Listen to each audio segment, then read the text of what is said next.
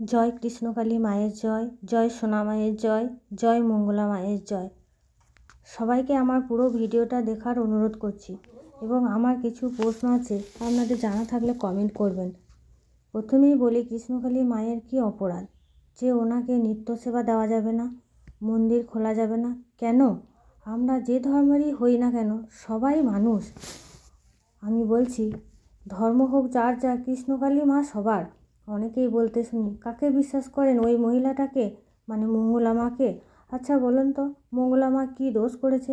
মায়ের পুজো করে মাকে নিজের হাতে সেবা দেয়, তাই আজকে 10 থেকে 15 দিন হতে যাচ্ছে মাকে ঘরের মধ্যে তালাবন্ধ করে রেখেছেন।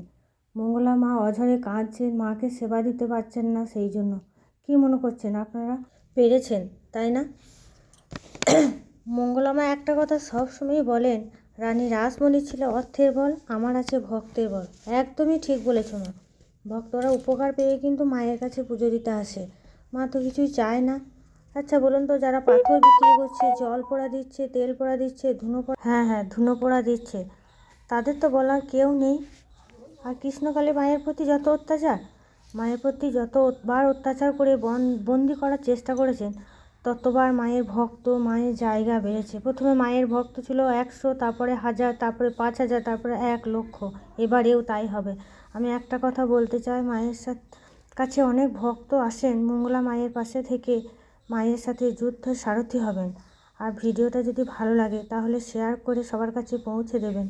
আর মায়ের জয় হবেই। জয় কৃষ্ণকালী মায়ের জয়, জয় সোনা মায়ের জয়, জয় মঙ্গলা মায়ের জয়।